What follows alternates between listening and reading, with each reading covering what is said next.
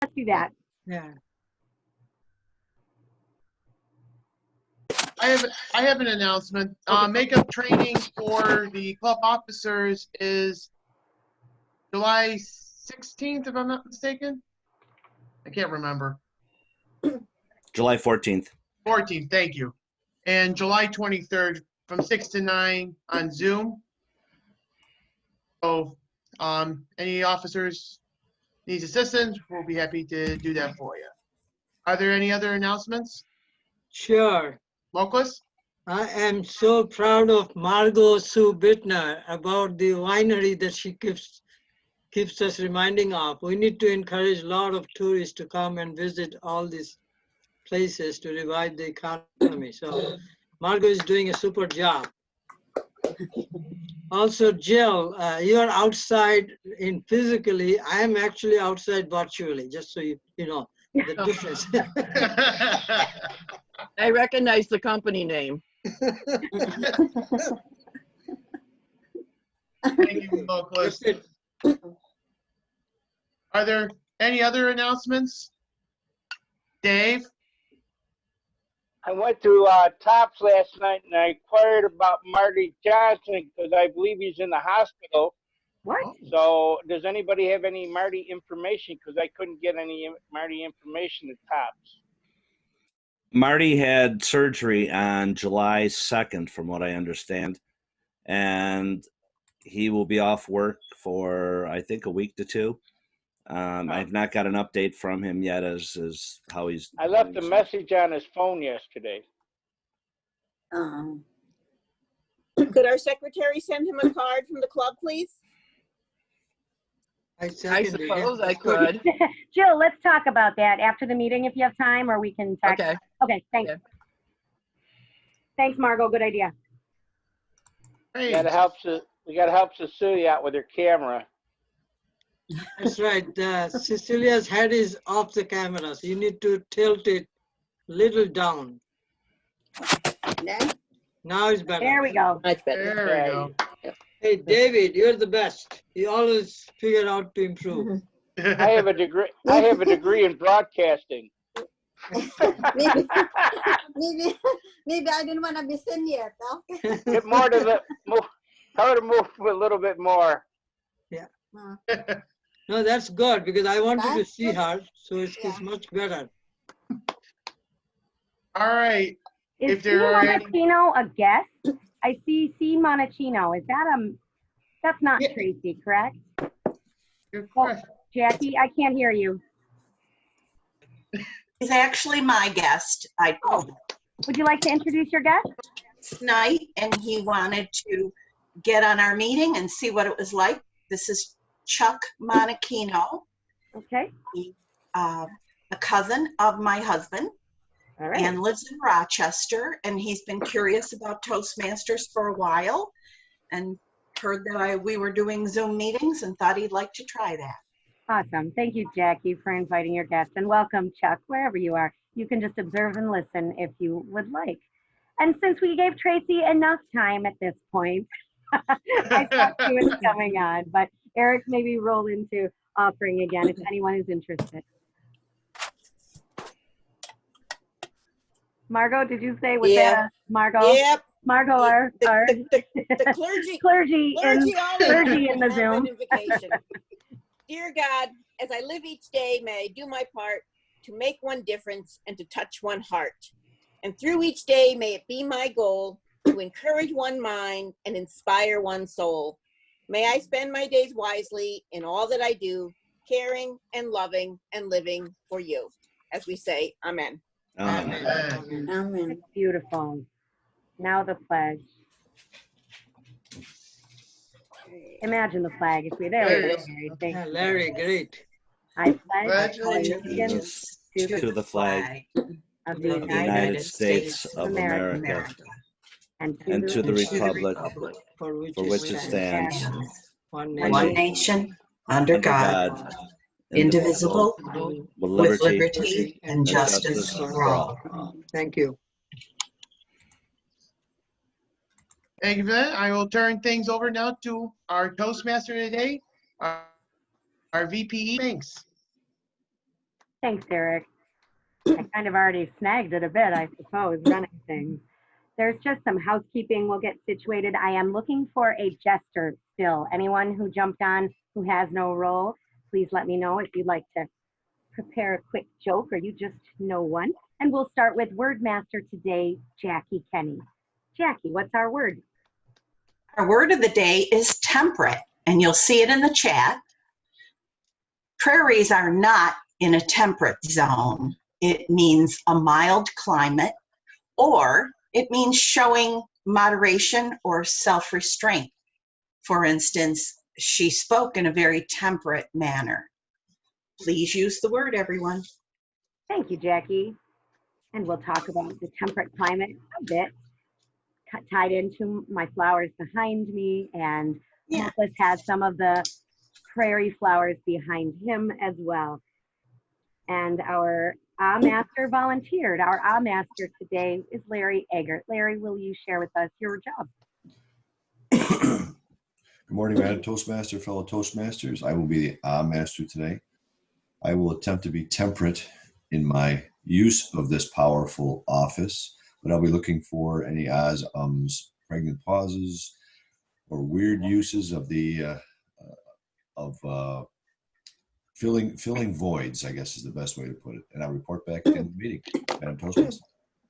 Thank you so much, Larry. Our grammarian assisting him with that and going deeper is Cecilia. Cecilia, how are you challenging yourself today to help us? Good morning, everyone. Good Today, morning. as your grammarian, I'm going to be listening for supposedly the proper use of grammar. And also, I keep saying that's one thing I like about the English language, because it's always changing. It's always evolving every day. So I'm going to listen for some interesting words and phrases. So I'm going to report back to you later on in the program. Awesome. Thanks so much, Cecilia. Our quote master volunteer today. Ryan, are you ready? I am always ready. Good morning, fellow Toastmasters, Madam Toastmaster. Thank you for this opportunity. Good morning. This morning, I bring you the wise words of a strange yet intelligent man, Albert Einstein. The most beautiful gift of nature is that it gives one pleasure to look around and try to comprehend what we see. And I just really like that because it's really deep. So enjoy that, let it ruminate. And thanks. Okay, thank you, Ryan. Ruminate. Okay. I already got. And Gerald, Dr. Stevens offered a joke. He also is speaking. Does anyone? I gave him extra duties a couple weeks ago. So, okay, Phil Russell is also shaking his hand. Sorry, Dr. Stevens, I already doubled you up. I felt so badly. All right, Phil Russell, ex-wolf man. Oh my goodness, that's a joke all there by itself. The floor is yours. All right, I must say this at first to our guest Chuck, who plays a wonderful trumpet and bugle.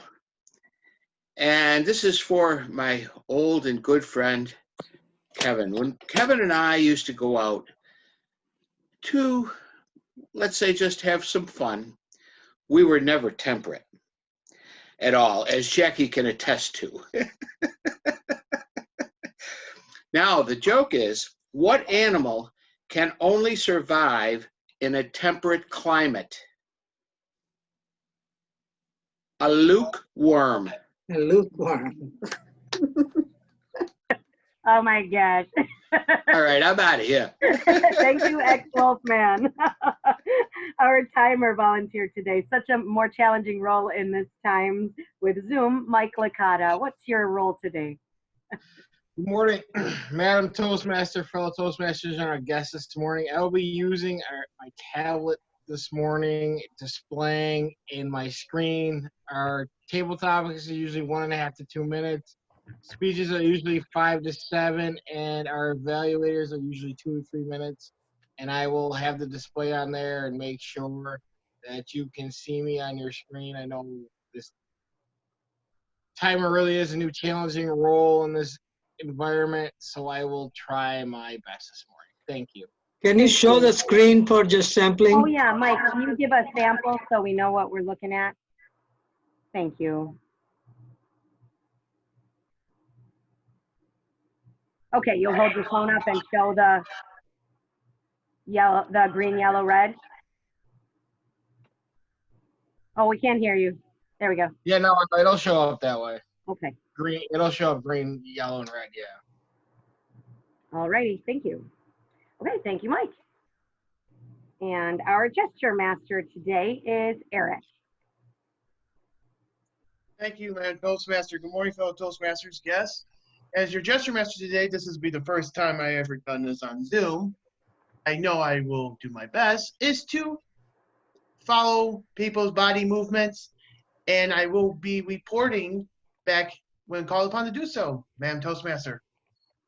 Thank you so much, Eric. Our quiz master is Thomas. Thomas Heldwine, where are you, Thomas? There he is. I'm not at the hospital this morning. Whoa, day off? I just took 3 hours off. Okay. So I gotta still go in. Well, thanks for doing that. The quiz master job is for me to listen very closely and find those little details in everyone's stories or something about the meeting to ask later to see how well everyone paid attention. Great, thank you, Thomas.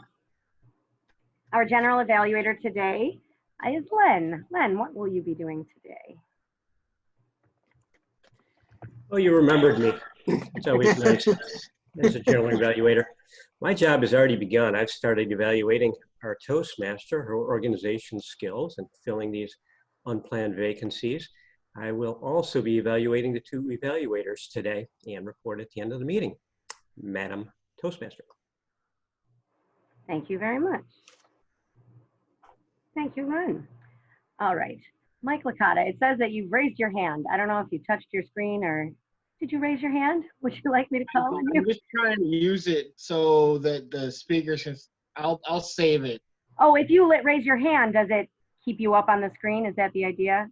I think so, yeah. I'm just trying to help out to make it Gotcha. more efficient experience. Gotcha. Perfect. You can do that then. And we will do the table topics portion after the speaking portion this morning. For anyone who looked at the agenda, we are skipping a speaker today. So I put myself in that role to block it out. That was the fastest way I could think of to do that. So we blocked that out. So our first speaker today will be Gerald, evaluated by Moklis. And instead, for our second speaker, it will be Larry, evaluated by Sylvia. So we're going to go in that order now, and then we will continue on and do table topics after that. So, oh, Jill, thank you for the quote from Amit Kalantri. I don't know who that is. To a farmer, dirt is not waste, it is wealth. Indeed. I could talk a bit about Micro-Prairies first before we roll into table topics, but not too much. Jill has a wealth of experience of all kinds of gardening. Cecilia has a wealth of experience in many kinds of gardening. I certainly do not. I'm apparently in year 1 of like 3-year phasing in of Micro-Prairies into my garden. I finally own the house that I've been living in for 3 years. So now my grandparents' home is mine. We closed on it a week and a half ago. Hallelujah. We've drank to it on our social hours more than a couple of times. Many of you have assisted already, so I appreciate that so much. Now we're flourishing and trying to turn some of our little acre into a space for the pollinators, for the bees, for the butterflies, for the ecosystem that we've kind of carved away in our normal crops. Did anyone know the largest crop in America? I know some of you know what it is. The largest crop in America, the lawn, the lawn culture. And so they're everywhere. And in some places, I can't imagine being in a homeowners association where you have to follow so many rules and this and that. I'm very fortunate to be out in the country where I am. But there are so many places that are just chemical laden, perfectly manicured lawns, and to each their own, I suppose. However, that is not my style, and it worries me when I know that so many of the ecosystem is harmed by that. So much of the ecosystem is harmed. You'll probably hear more about this and get actual slideshows from me as I make this happen, because right now my yard is looking pretty dead.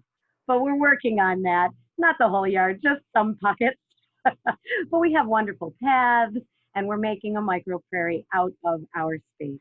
In any case, I'm not sure if we'll follow on the path of that today through our meeting. You're welcome to talk about your favorite flowers. The idea of micro-prairies would be to keep local native plants and supporting the local wildlife through that. In any case, we'll talk more about that later. I'd rather roll into our speakers, I think. Did we get any more guests or anything? I don't want to miss anything here. Thomas, is that your screen? There's like two screens. Is that Tom Moran, or is that Thomas you're on too? Just checking to see who's in the house. I've got Thomas viewer or something. So maybe that's Tom. Oh, viewer only, sorry. Okay. Pam is a guest. All right, and then Chuck is our guest, and Pam is our guest. Awesome. Okay, fabulous. Well, let's get into our speaking portion, unless there are any questions from the floor. All righty, awesome. Our first speaker will be Dr. Stevens, DTM, and he will be evaluated by our DTM, Mokles. Mokles, will you share for us first? Good morning, everyone. Madam Toastmaster, fellow Toastmasters, and most welcome guests. Our first speaker is Dr. Gerald Stevens. He's speaking from the Pathways Leadership Management Communication. I think it's level 5. Am I right, Gerald? Yes. Okay, and he will be talking about leading a volunteer organization. And I'm looking forward to his speech. I was hoping it was going to be international travel so I can travel with him, but we'll see how the volunteer organization stacks up, because most of us do a lot of volunteering in many different capacities, and it's one of the best ways to enrich our soul. So looking forward to Dr. Stevens' speech. It's 5 to 7 minutes, he said. And I don't think I have a title, but he'll share us the title before he starts. Thank you. Good morning, fellow Toastmasters and our guests. The title of today's speech is Perception versus Perception. Is perception reality? You hear that a lot in different media, and I feel like people say that a lot, but is it? I don't know. I perceive things one way, and another person might perceive things a different way. If you saw a car accident or a crime possibly, different people view things different ways. But if the perceptions line up enough in my mind from different people, then that is closer to reality. Or maybe we're all in Twilight Zone episode. It is 2020 after all. Toastmasters does help you with leadership. And I did recently lead a organization, the Amherst Chamber Toastmasters. I was president of that club. Honored to do that. I enjoyed it, definitely. But I also have led a number of things over the years, so I have some experience in that. So I think it's important to know, for the people that don't know me, that I do have some leadership experience. Started off in Boy Scouts many, many years ago, different positions. In college, as a president of the outdoor club, a volunteer organization. I was a leader in the Army. That is way different than a volunteer organization. So many people definitely know that. We definitely have a few veterans in our group here. If you don't do things in the Army, there are repercussions. You can get possibly physically tortured with many push-ups. At work, many of us are leaders as well, right? There are repercussions at work if you don't do certain things. You could get fired. I'm a chair of a number of things at the New York Chiropractic College. So I do have some leadership there as well. In addition to that, I lead in the chiropractic organization I'm involved with the New York State Chiropractic Association, and also a national organization, Chiro Congress. We're involved in making a strategic plan for the entire nation, for the profession. That's way different than making a strategic plan for a group. So we have a big undertaking going underway. So I learned things from these different experiences that help. And Toastmasters is definitely something that can help with leadership. And our new officers are going to learn some things, I'm sure.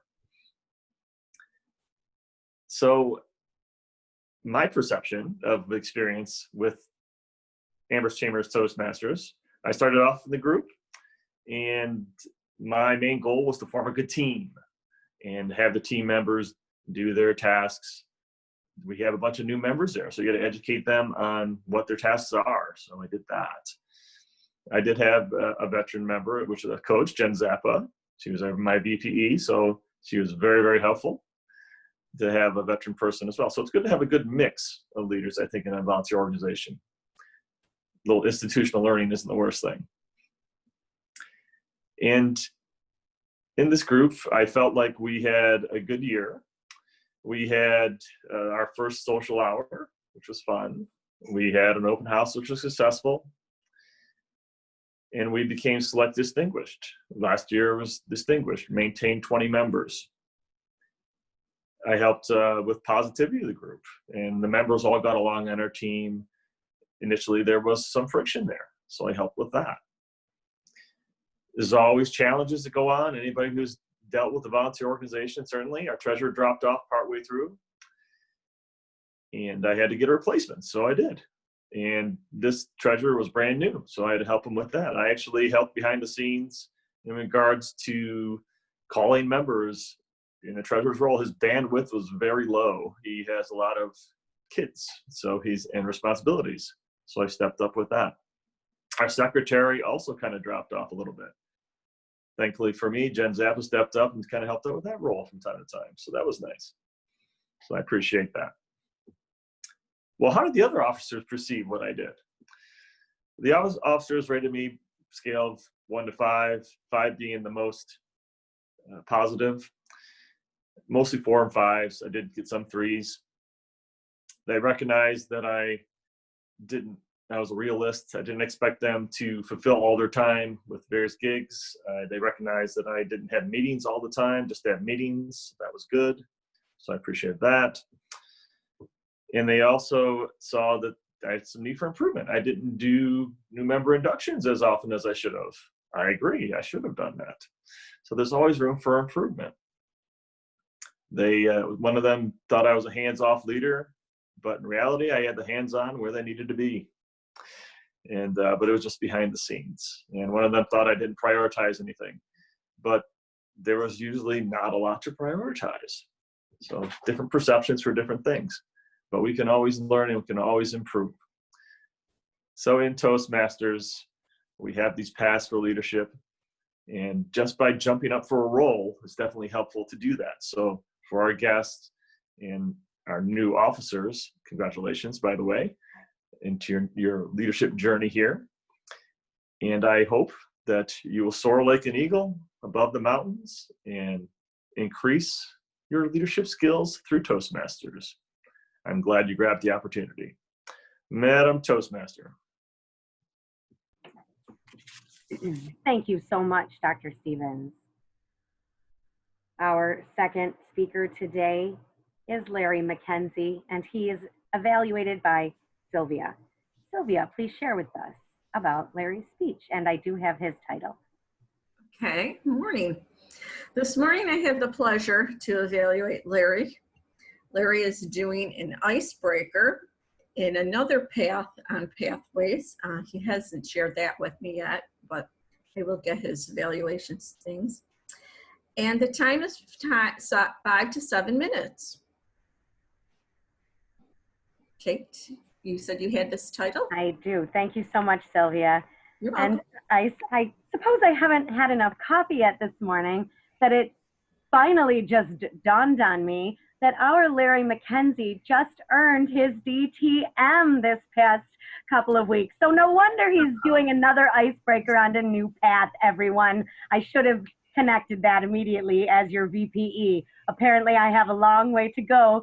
I have to follow in Jackie's path. In any case. Congratulations, Larry.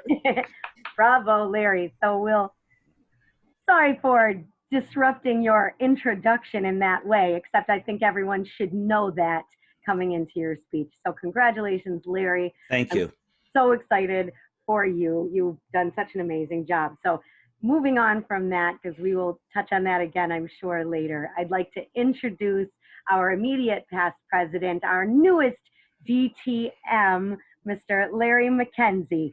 Gone fishing, Larry McKenzie. Gone fishing. Everyone loves to fish, right, Dave Licata? So he says. He says he has this great place to go fishing, and he keeps inviting me to bring my grandchildren to go fishing with him. I have not taken that opportunity to do so. And I keep saying to myself, I'm going to do that. I'm going to do that, but I have yet to do that. Why? And then I was reminiscing the other day about when I was younger and this opportunity that I had to go fishing. Let me tell you about that. My family is from a small fishing village in Nova Scotia, a little town called Canso, C-A-N-S-O. It's the oldest fishing village in all of North America. It was founded in the early 1600s, 1604 to be exact, is when the town incorporated. And it is a small fishing village. And if you see behind me, this is in the Canso Harbor, modern day, not from the 1600s. Some of the fishing boats that you see, the little boats that are over my shoulders, those boats are what inshore fishermen fish with. Those are not the big fishing trawlers. And they're not the where you stand on the dock and you throw your line in and you go fishing like normally we would do around the area here. Well, when I was 14, I kept saying to my uncle who lived in Canso, his name was Cecil. Now, Uncle Cease was a temperate gentleman. He had such great restraint whenever you would ask him something and you would say, Uncle Cease, would you like to take me fishing? And he would say, sure, boy. Are you sure you're up to it? And I said, of course, I'd love to fish. Until Uncle C said, well, tomorrow we're going to go fishing. I said, oh, great. I told my mom and she said, are you sure you want to go? And I felt, well, gee, it's going to be just like I normally would go fishing. I was wrong. That evening, Uncle C said, well, better get to bed, boy. It's 9 o'clock. It was still daylight. I said, get to bed? Yes, we got to get early morning out for go fishing. I said, okay. So I turned in and I laid there. Couldn't go to sleep.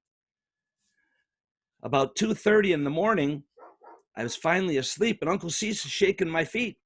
Come on, boy, get up. Time to go fishing. It's dark out. I got up, went downstairs, pulled my rubber boots on, and we start walking down to the dock where his boat is. And as we're walking down to the dock, I said, it's kind of dark, Uncle Cease. Are you sure it's okay? Oh, yeah, boy. He said, we go out every morning by 3 a.m. Okay. We get down to the boat. And as we're getting into the boat, it's a small boat. It's probably about 20 feet. Not like any of the boats that you see nowadays on TV and things where they have the big cabin cruisers and things. This was an open boat. And it had a car engine style motor. And you steered it with a stick on the side. And so we got in the boat and we're starting to go out. And I figured, well, we're just going to go out a little bit and fish. I was wrong again. As we started going out into the harbor, I'm looking around and I couldn't see anything. And I just kept looking and looking. And he said, take a nap, boy. So I curled up in the front of the boat.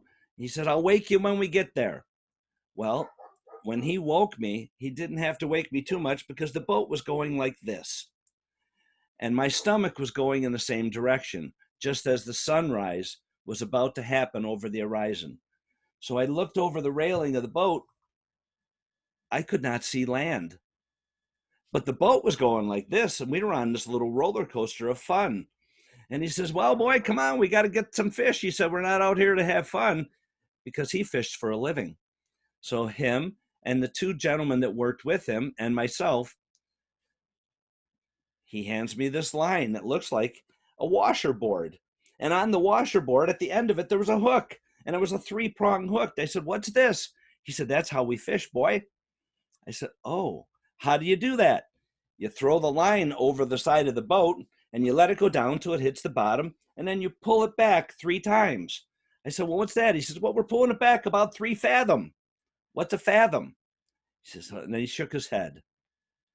He said, well, that's how we catch the fish.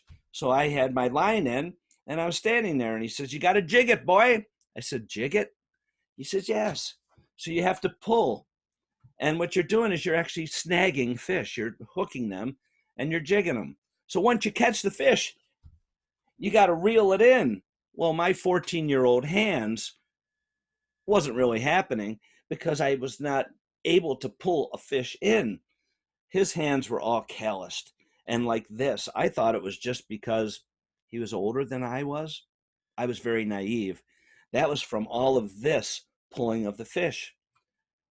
As I was starting to pull, the boat was going one way, I'm going the other.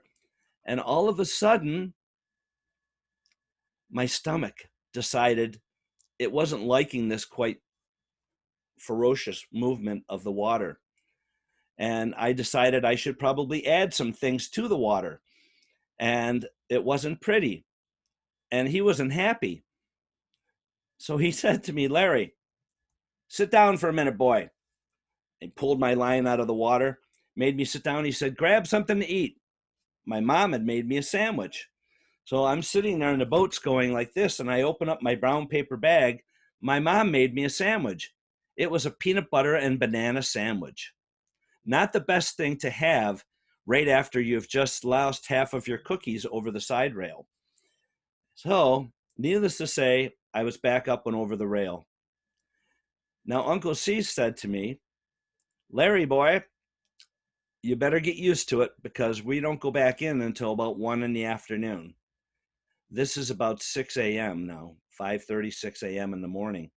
I'm thinking I'm going to die out here. By the time we started heading back in, the boat had about 1,000 pounds of fish that they had caught. So now over the back of the boat, they're gutting the fish. Seagulls are coming from everywhere. And I got sick again. And we finally made it back to the dock, I thought. But no, we had to go and sell the fish. Get there, and then they bring these big buckets down. You fill it up with all of the fish. They take it up, they weigh it, and then they add it to his tally for the end of the week, and that's how they got paid. From there, we went back up to his dock, and we got out of the boat, and we started walking up to dinner, so they say, because they had dinner in the afternoon. That was their supper. We're walking up the hill, and as we're walking up the hill, I felt like I had drank about 4 bottles of vodka, but I was only 14, so I really didn't know how that felt. But if I would have known, that was probably how I was feeling. So I made it up the hill. We sat down to have some lunch, and my aunt had made corned beef and cabbage. Not a good thing after you'd been sick for about 6 hours. Needless to say, going fishing wasn't exactly what I thought it was. So when Dave Licata keeps asking me to take my grandsons fishing, I keep thinking of that story, and I'm thinking, I don't know if I could do this, but someday I may go fishing. Thank you. Thank you, Larry. Not the positive memories that maybe some others are hoping for. You have to replace those memories. It was interesting. And give good ones to the grandchildren. Thank you very much. Can I please have a timer's report from Mike Licata? Thank you, Madam Toastmaster, fellow Toastmasters, and our guests this morning. Unfortunately, Larry came in at 8:10 and did not qualify. And Gerald came in at 5 minutes and 52 seconds. That is my timer. That is my timers for this morning. Thank you. Thank you, Mike. I apologize for interrupting. Okay, so there's no need for a vote out of the two. So congratulations, Dr. Nice Objection. Objection. Oh, it's an icebreaker, but wait, Thomas, go ahead. Objection. It's an icebreaker. He's allowed all the time he wants. Objection. I should have known better. Not for DTM. The DTM icebreaker is a bit more higher standard, I see. For our guests, an icebreaker is typically a brand new speaker giving their first speech. We call the icebreaker. The highest rank you can achieve in Toastmasters is DTM, Distinguished Toastmaster, after the paths that you follow to train yourself in being an amazing Toastmaster. And we have many in our club. We're fortunate to have so many. Now, a new member gives an icebreaker, but even after you've reached as far as you can on one path to become a DTM, Distinguished Toastmaster, you can continue. There are many paths to follow, many ways we can improve our communication and leadership skills. So David, what's that saying? Stay in Toastmasters? No, wait, you're muted. My apologies. Let's unmute Dave before he starts. Get out of Toastmasters what you could get out of Toastmasters. Go ahead, Dave, take it away. If you get out of Toastmasters, what you should get out of Toastmasters, you'll never get out of Toastmasters. There it is. I think we should type that in the chat or something so it's saved. I always stumble on that when I try to remember it. And that's why we have so many DTMs and others continuing on and giving new icebreakers. I need So this Thomas DTM makes a good thing. objection. In general, we let the icebreaker go as brief or as long as they like. However, as a DTM, the standards are higher. All right. So let us move on into our evaluation portion of our meeting and start with Moklis evaluating Gerald. Moklis. Good morning, fellow Toastmasters of the AM Lockport. It's worth getting up for, I agree. And guests, and of course, most importantly, Dr. Gerald Stevens. He gave a very serious topic, but included some humor. Volunteering is a very useful, purposeful, and beneficial to the individual as well as the society. He started with a title, which is excellent. One title can give a lot of information about what to expect. Perception versus perception. That means there's some intrigue. I was kind of curious where he's going to go. And then he started with Amherst Chambers Toastmasters Club, which is great because it shows the relevance of the topic to all the audience here. He carried on with Boy Scout, outdoor activities in California, Army training, and the New York Chiropractic Association. Overall, I would say there's tons of good information. What's more important in Toastmastering is personal experiences.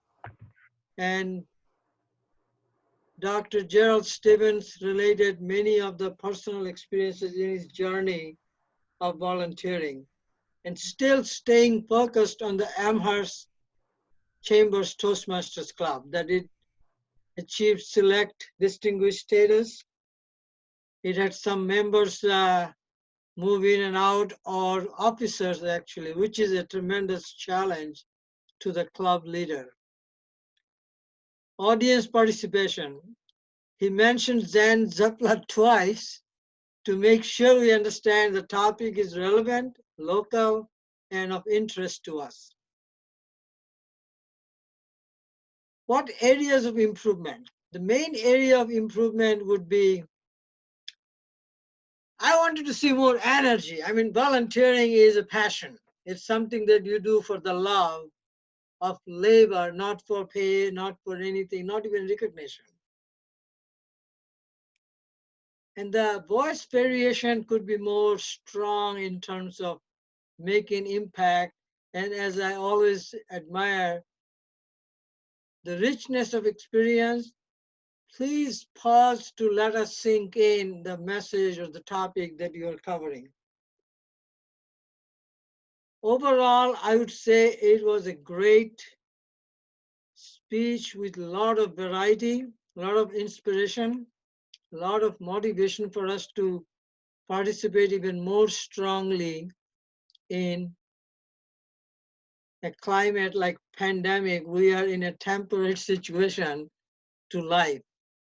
We have to still figure a way to help the community, the society by doing some volunteering work. Kudos to you for a great speech. and looking forward to next one, international travel. Just a request. Thank you. Thank you very much, Moklas. Good ideas. Always good ideas. Okay. Moving on to our second evaluator, Sylvia, evaluating Larry. Okay. Well, Larry's DJ and entertainment skills really shows in Toastmasters. He's very theatrical. Hand gestures, pulling the fish, facial expressions, leaning into the camera to get our attention. It drawed us all into his story. It was very theatrical. I like it. It's good storytelling.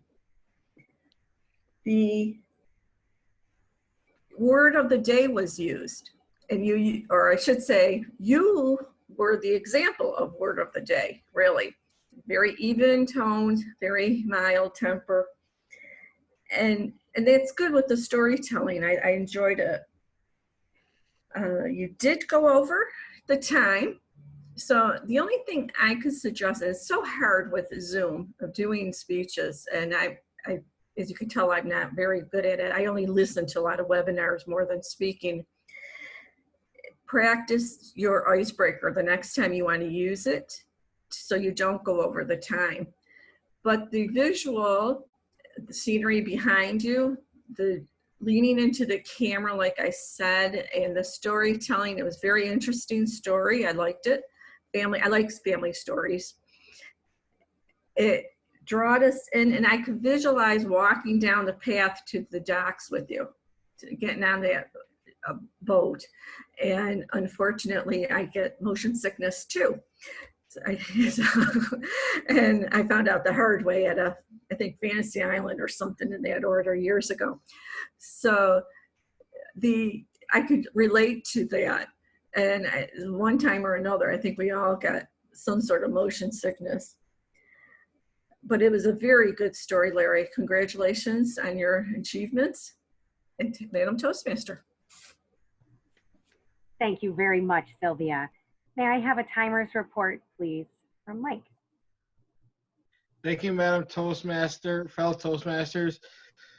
Unfortunately, Moklas came in at 3:32 this morning, and Sylvia actually did qualify at 1:58 with the 30-second buffer. So that is my report. Thank you very much. Okay. Thank you, Mike. So, Moklas went over. I do that too. And then Sylvia, you didn't even get a green light, but you snaked in with the early buffer, like Mike said. So no need to vote again. But thank you, Larry McKenzie, for still prepping all of those polls anyway, even though we did not need to use them. So thank you for that. We appreciate it. Okay.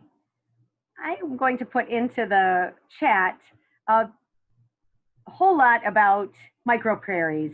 Some of you are interested, some of you are quick readers, some of you don't care. So I'll put that in there because I'm not going to do a PowerPoint or anything until I have something to show you that's mine. I thought about putting up a PowerPoint of different photos. It's something that you can do in your own back garden, or just let me do it and show you the pitfalls and such. And I'd love advice from those of you who are into gardening or have heard of this. Micro-prairies are now nationwide. They're really across the planet in many spaces, more urban or more where there's been sprawl that has taken out or clear cut any kinds of the natural setting, the wildlife habitats that are there.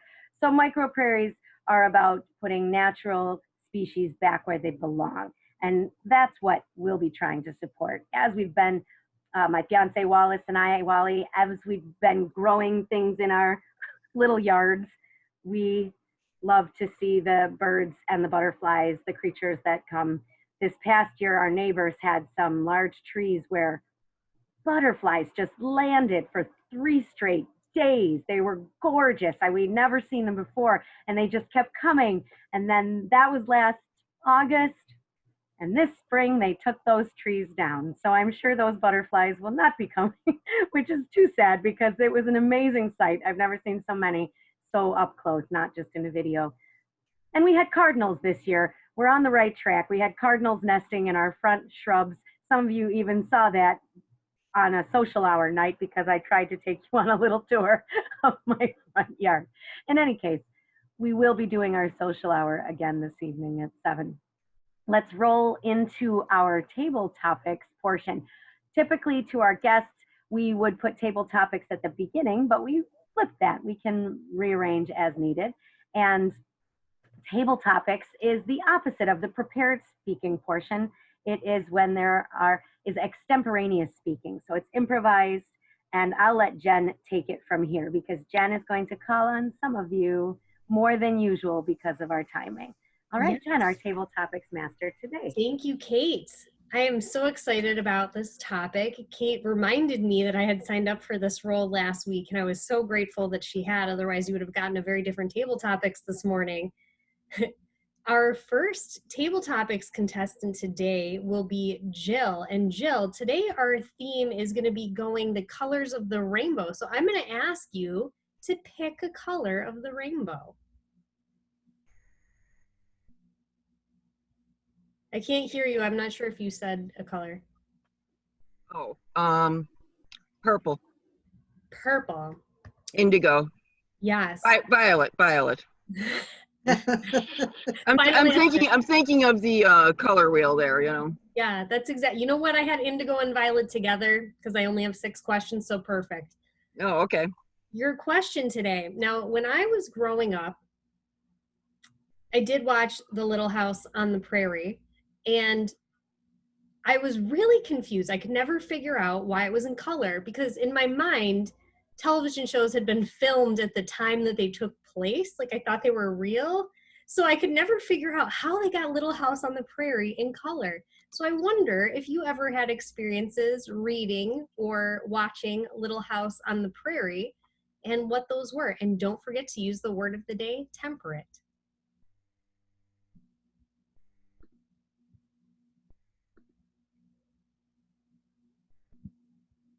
Little House on the Prairie was probably not my favorite book or TV show. I would watch it occasionally. I wasn't a regular watcher of it. I'm not sure why.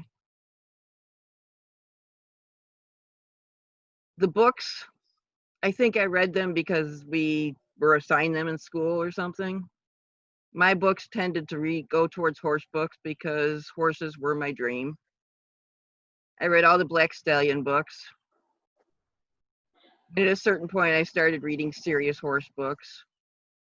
Things like anatomy and stuff like that, which a little bit harder to hold a conversation over. As far as Little House on the Prairie, I have my own little house on the prairie here right now. And I don't have time to pick up the camera and show you my flowers, but I'm sitting out among them. I had a squirrel here just a minute ago, kind of upset with me because I'm sitting right next to the feeder that they usually raid in the morning. So he's not real happy with me. And he almost came to my feet and bit him, I think. And I'm looking at all my flowers. And the sun is getting hot on my body, which is why I moved the umbrella and I've got this big yellow blotch behind me now. I should have kept turning it until I got the purple one there.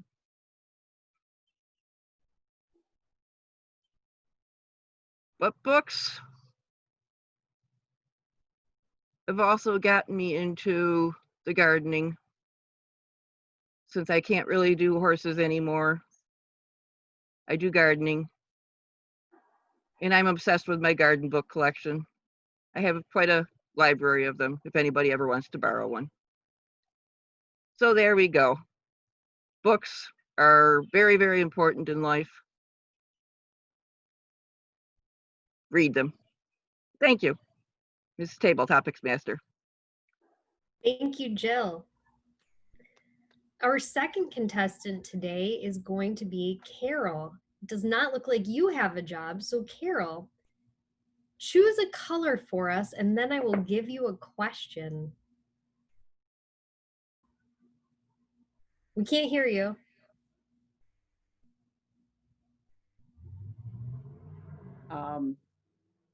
Blue has always been my favorite color.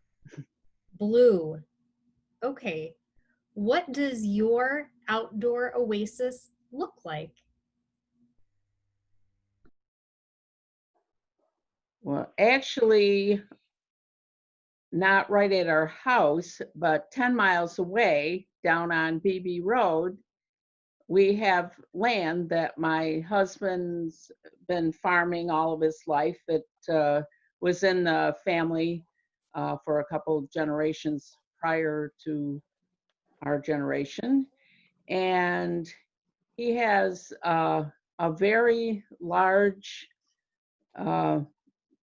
area where he plants all kinds of vegetables, peppers, tomatoes, squash, and he also has flowers.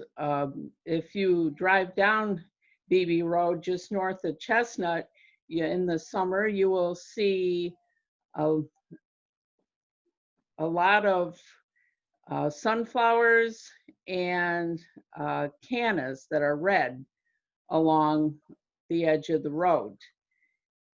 And the thing is, I mentioned my favorite color is blue, and of course you're looking at mostly green in the garden. However, we do have our swimming pool behind the old schoolhouse on our property, and that the lining of that is blue. And the nice thing about this year, we are not exactly in a temperate zone right now. We're more in a tropical, and that pool has been a nice oasis to enjoy this summer. Madam Table Topics Master. Thank you, Carol. Our third table topics contestant today is going to be Dave. I know he's relishing the opportunity to speak, and so Dave, we have a few colors left in the colors of the rainbow, so which will you choose? Is red available? Red is available, Dave. And Good. your question today, now Cate has talked a bit about micro-prairies, and I think that they are important because you see around us all the time, you know, the lawns, as she had mentioned, the lawn culture, which I know Jill isn't a fan of, Cate isn't a fan of, and I'm gonna third that one. But the micro-prairies are a way to go eco-friendly. So in your life, Dave, is there something that you would do or recommend to be eco-friendly? Thank you so much, Madam Table Topics Master. But I'd like to thank Cate Banks right off the bat for her theme, because it's just another thing to worry about, Cate. Thank you so much. I can walk out of my yard now and say, oh my God, does this yard lead up to Cate's standards? So we wish sometimes Cate could be a little bit more temperate in her selection of causes, but that's not going to happen. Now, my prairie, my little prairie out there in my side yard is very important. It's where I have my parsley plant and my basil plant. And that if you want to cook in the true Italian fashion, fresh basil is so important. So I am babying these plants beyond belief. My good, patient, long-suffering wife, she's got roses, she's got hanging plants. We do attract hummingbirds here at the Licata Mansion, but I'm really focused on that basil and parsley because it's a tremendous ingredient. Now, I want to tell you about my newest best friend, and right after the sun goes down, he makes his appearance, because I know our yard is full of slugs and grubs for him. And we have the most magnificent skunk, which I naturally have named Pepe Le Pew. And this is an amazing skunk, and he's the size of a Buick, and he's well fed. So I know I'm doing something right. Madam Table Topics Master. Thank you, Dave. Our next contestant today is going to be Charlie. Charlie Deacon. Your color choices are orange, yellow, or green. What will you choose?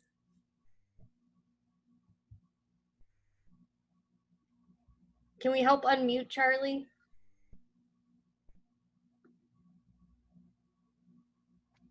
I think I've got it now.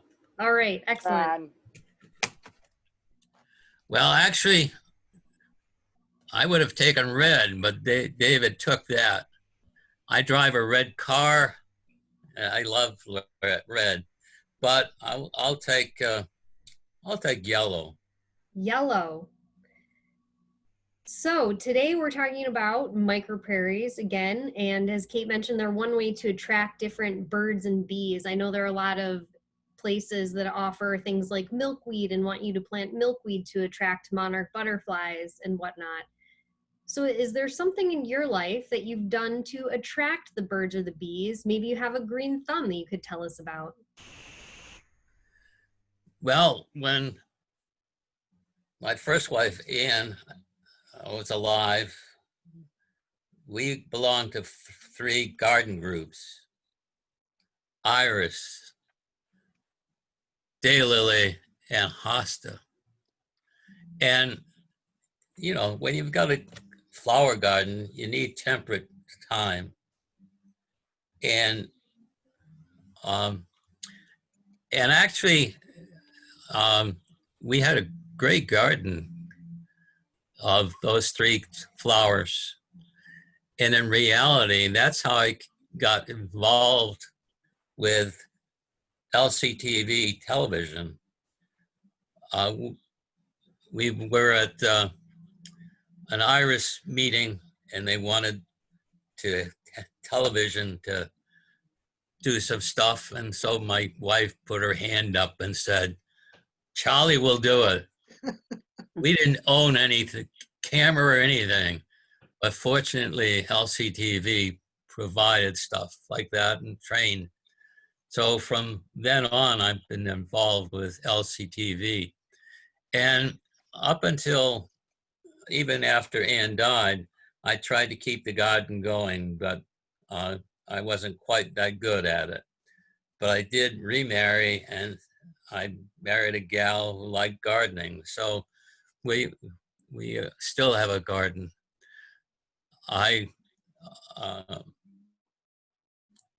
She works now, and I don't get out there to do that. So that's my story at this point. Madam Table Topics Pastor. Thank you, Charlie.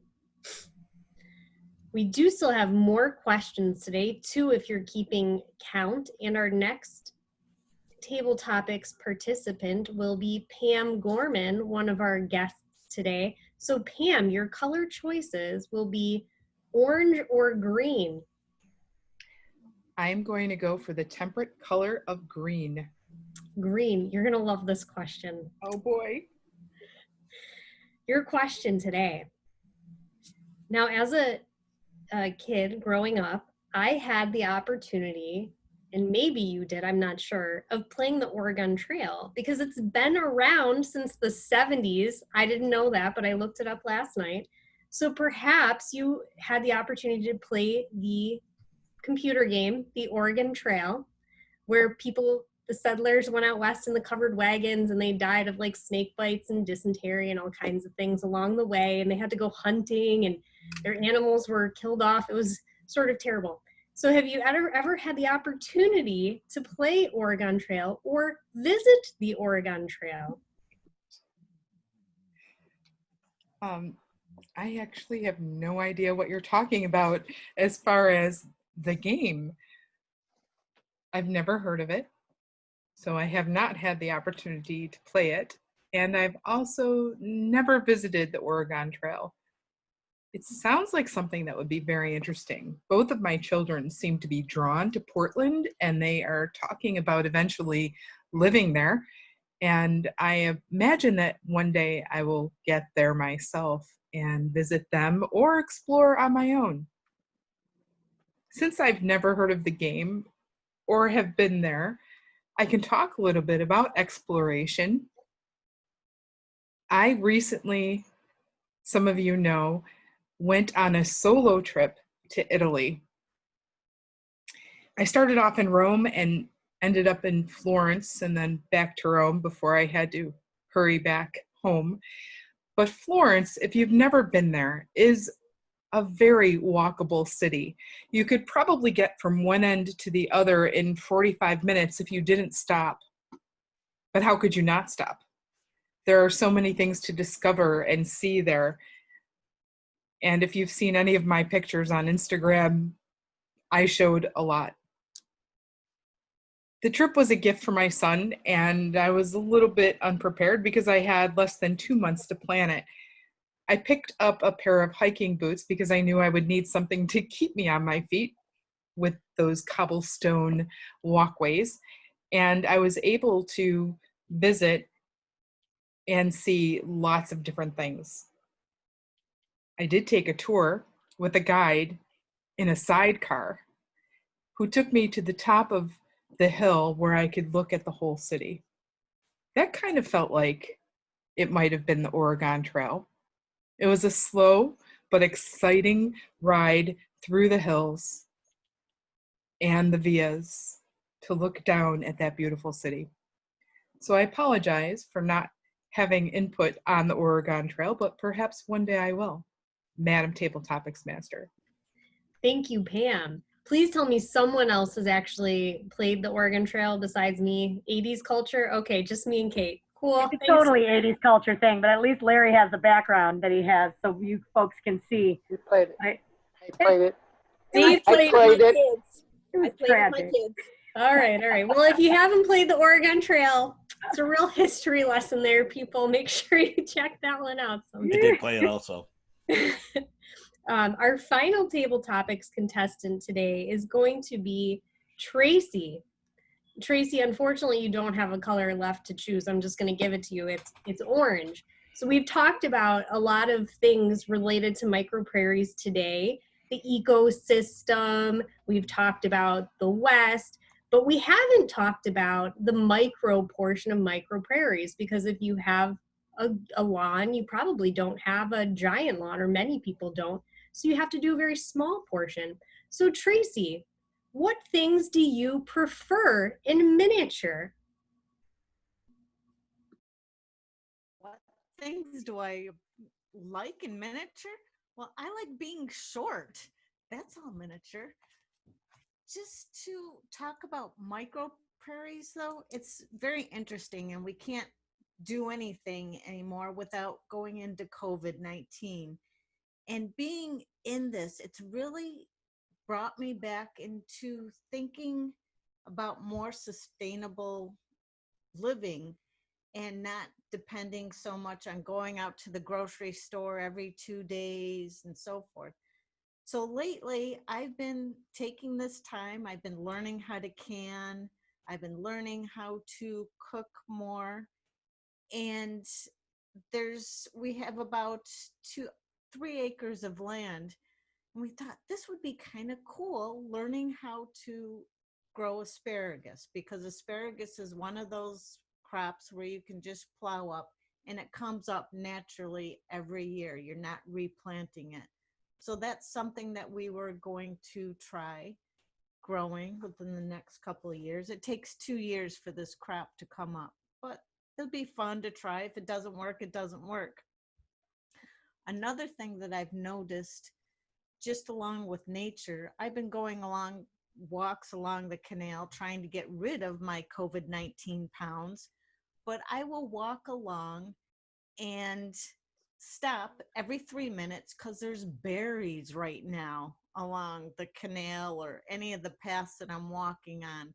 So I'm not really losing weight. I'm eating more than I'm walking off, but I am enjoying it because I love berries. And that's something that I would like to be able to plant in the backyard too, because I could spend an entire day picking and eating berries. I have to be a lot more temperate in my eating. I can't eat my way berries through my whole entire walk, but I will learn to do that. Thank you, Madam Toastmaster. Thank you, Tracy. Jackie, can we get a Wordmasters report today? You may. I heard the word from Charlie, Pam, and Tracy. If the other 3 people said it, I didn't hear it, and I apologize for that. I used it. Thank you, David. Because I said Katie should be more temperate in her causes. I'm sorry I missed that. You're forgiven already. Okay. I used it too. Yeah, I think I heard everybody Okay. use it, just so. I think I did. Yeah. I thought everyone Yeah, had, but I Jill wasn't. did use it also. Okay. Everyone used the word. That's good. Maybe we went for coffee. Excellent. And can we get a timers report? Mike.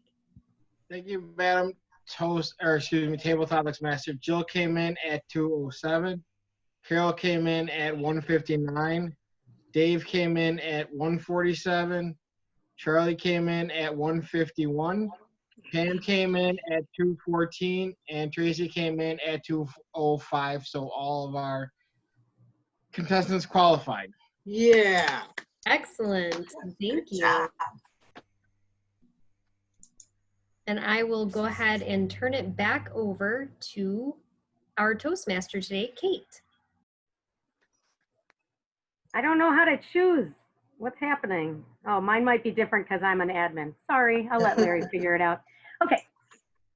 Perfect. Thank you very much. That was a lot of fun. I'm glad we changed things up a bit today and went into a different direction.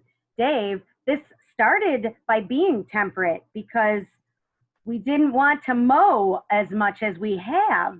So if we cover many spaces with beautiful patches of wildlife prairies, then we simply have to mow around them. We have pavers in between. We're excited. We may be in over our head, but we'll see. We'll see what happens. Katie, I have a question. Yeah, sure. Those daisies behind you are bigger than your head, so I think you should cut back on the Miracle Grow. Thank you. I'm not to use Miracle Grow. Yeah, we do use Miracle Grow, but not too many chemicals otherwise. But yeah, those are some healthy flowers. Maybe in like 5 years, I'll have something look like this for real. Okay, let's, I suppose, move to our general evaluator. Len, would you be ready? We gave you some time with table topics there, so. You gave me a lot of time. Okay, it's all yours. It was very nice. Up to you how much you want to run or not. All righty? Okay. First off, wonderful job, Kate, for organizing this meeting, pulling it all together, and for adapting. Being short a speaker is never a cause to panic. You simply extended the table topic section, and it kind of broke up our meeting a little bit and gave more people a chance to participate, which was a wonderful thing. You filled a couple last-minute roles. Some went unfilled, but it's still a wonderful meeting. We had ample warning. You got some emails out here, and we're ever hopeful that we'll actually have a 3-month schedule one of these days and be able to plan our lives around that. And to our evaluators today. Muclis, evaluating Dr. Stevens. You touched on a couple of good points in a sandwich format, of course. It's hard not to mention Dr. Stevens' humor. I would have liked to have seen even more. And one of the things that we've come to expect with Dr. Stevens is animation. I would challenge you to find a way to stand up and walk around. It really gets the blood flowing and really increases the energy level in your speeches. And that's become the norm for you. So sitting down, it just doesn't come across quite as well. Both of the evaluators, Muclis and Sylvia, were visibly looking over at their notes. That's tough not to do when you're doing an evaluation. The only thing I would recommend is maybe put your notes closer to the screen so you're actually just looking down rather than way over to the side. It's a little thing. Like to see a little bit more vocal variety as well, Dr. Stevens. A little bit monotone, but good content in your speech. Liked it. Sylvia, excellent eye contact. You're doing something which I've been harping on for a while now. You're looking at the camera as opposed to your screen. And that's where you really connect with the audience, by looking at the camera, because that's how we see you. I think you went, you quoted on, you commented on Larry's time, and Larry could have tightened it up a little bit. Sometimes he seemed like he was searching for phrases or words or another way to describe his sickness, let's put it that way. And there are so many colorful euphemisms. With a little advanced preparation, Larry, you could have really punched it up and added some humor to that. Larry, you got credit from Sylvia for your background.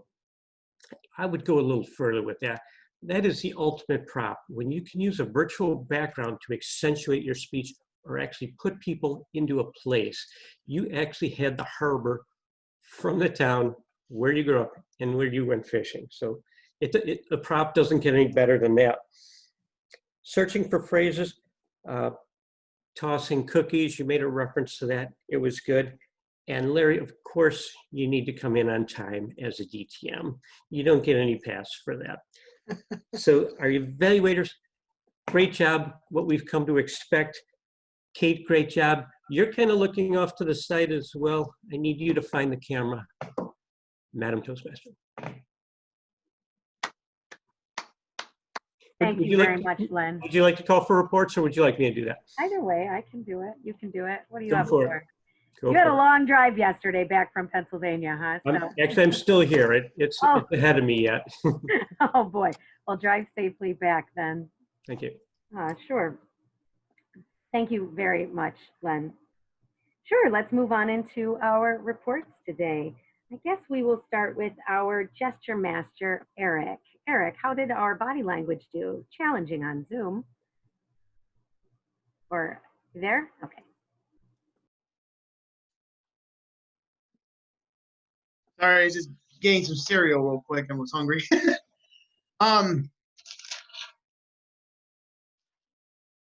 Let's see if we get my notes here. All right.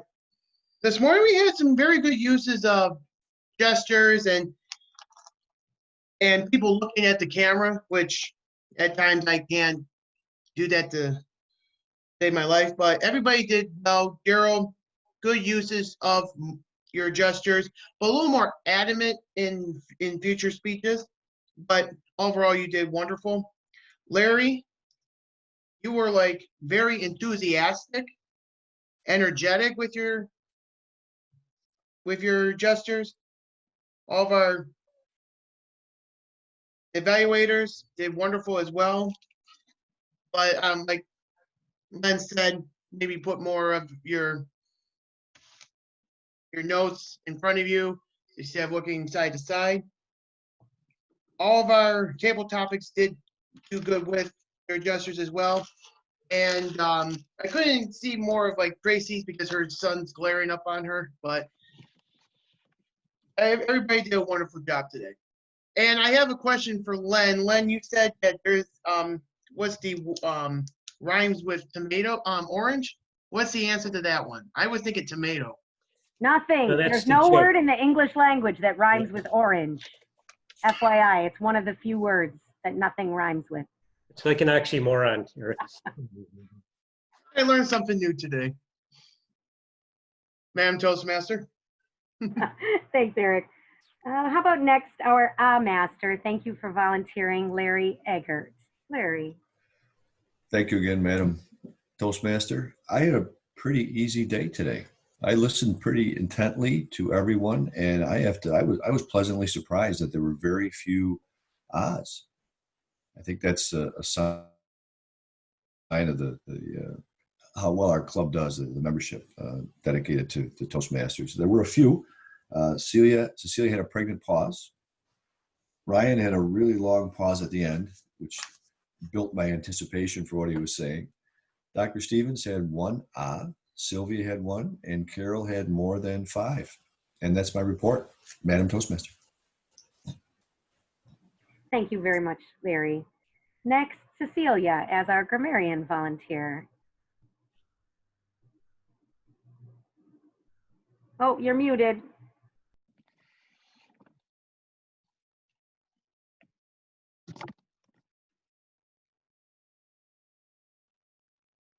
Oh.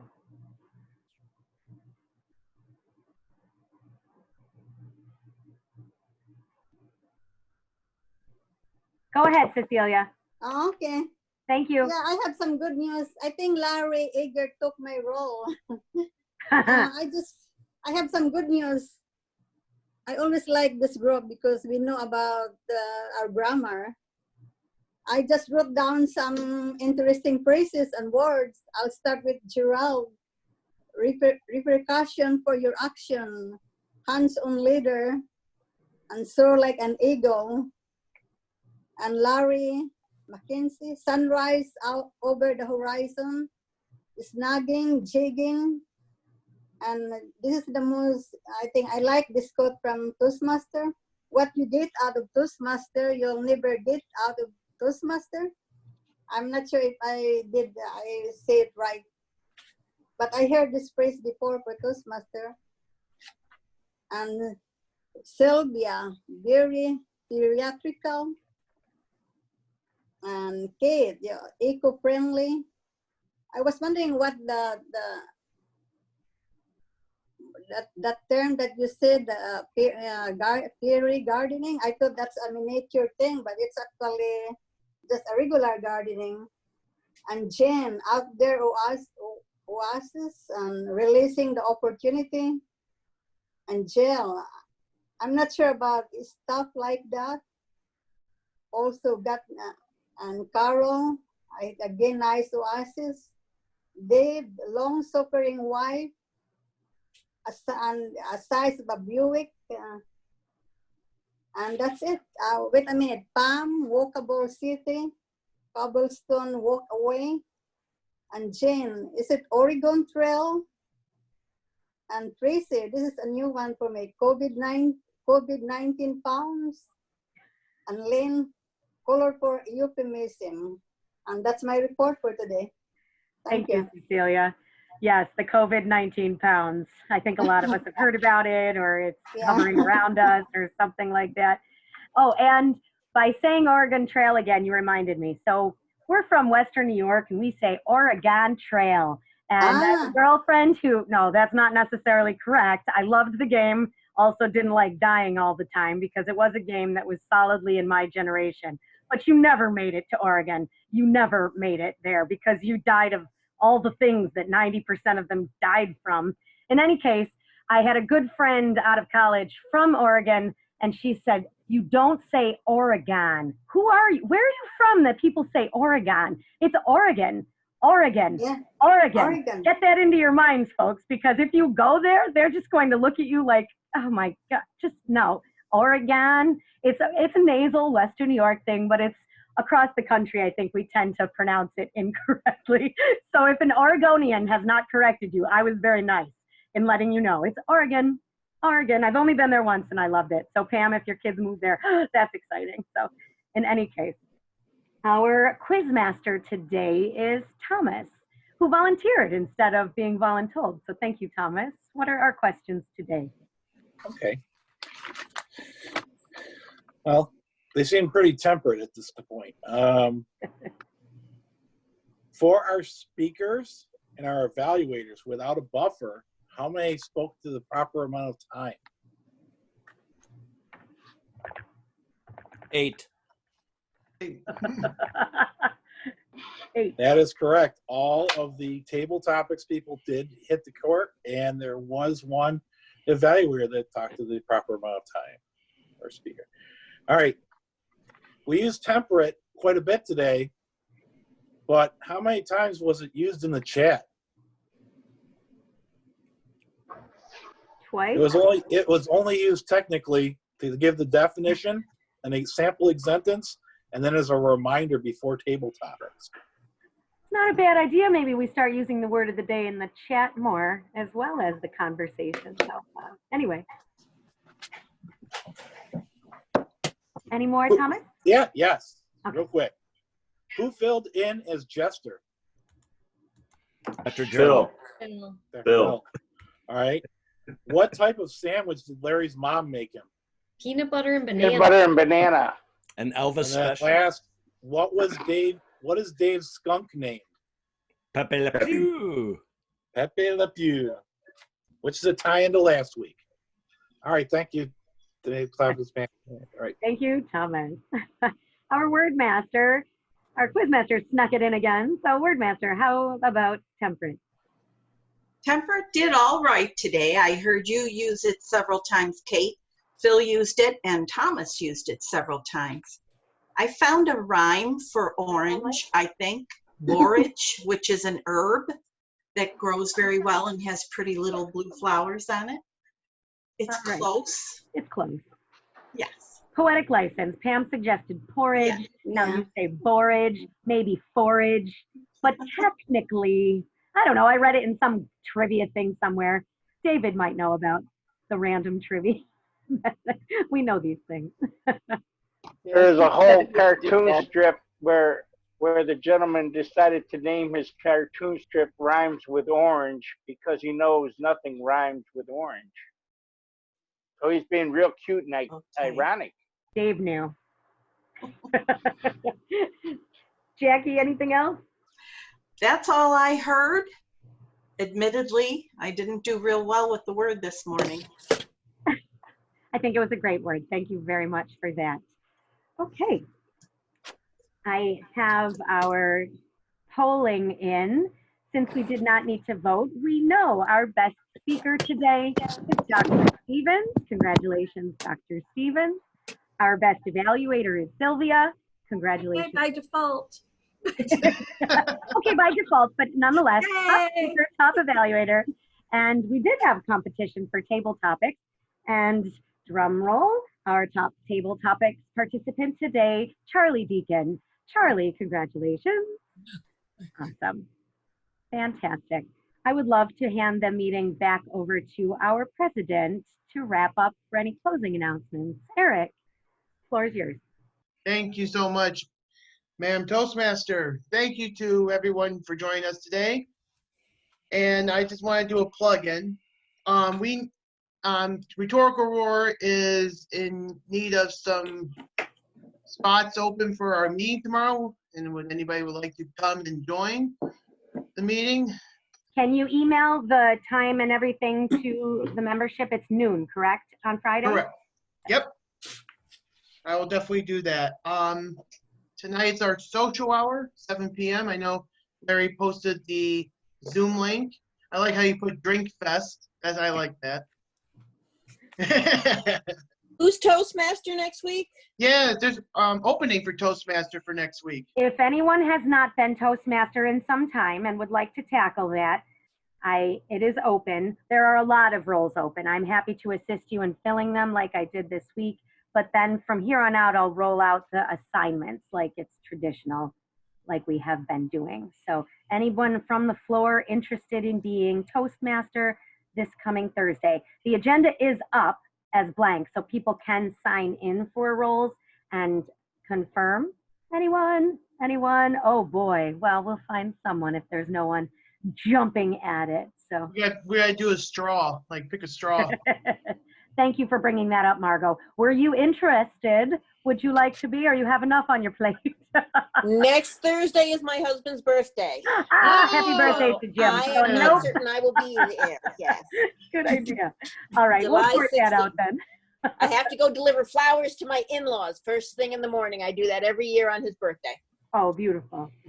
Okay then. Thank you for bringing that up though. So if we don't have anyone jumping at it, we will figure that out. Maybe even tonight. All right. If nobody else pops up, I'll do it. Thank you, Jackie. Thank you, Jackie. Are there any last minute announcements before I adjourn the meeting? All right. Well, folks, have a wonderful weekend. Stay cool. I know it's going to be another hot one today. And we'll see you all next week. Oh, Larry? The training for the... Yes. It's the 14th? Yes, and the 23rd. we'll send out an email for that to the officers. We did already, but we could again. Yeah, we can do it again. You have to sign up for that too. Thanks, Eric. Hey, everybody. We can adjourn the meeting and then stick around for post toasties. Anybody who What did the guests think about the meeting? Yeah, Jackie, did he message you at all? He did. Unfortunately, Chuck had surgery recently, and he just wasn't feeling well this morning, so he had to sign off. But I think we'll probably see him back here again. He was really very eager to try it out and see what it was like. So maybe he'll be able to stay on with us next week. Thank you, Jackie. Thank you, Charlie, for asking. I meant to bring it up since I noticed he did have to sign off. Dave, did you want to say something? Your hand is raised. Well, no, we didn't have any international guests today. I'm worried about our ratings. Yeah, our ratings might go down. We had it all prepared. How am I going to sell advertising in this? You know. I we had a forgot great idea that we would have, that Jen could do half members and half guests and have a split voting so that guests would only be against guests in table topics and members would be against members. And of course, today's the day. She jinxed us. We had so many. No, that was, what a good idea.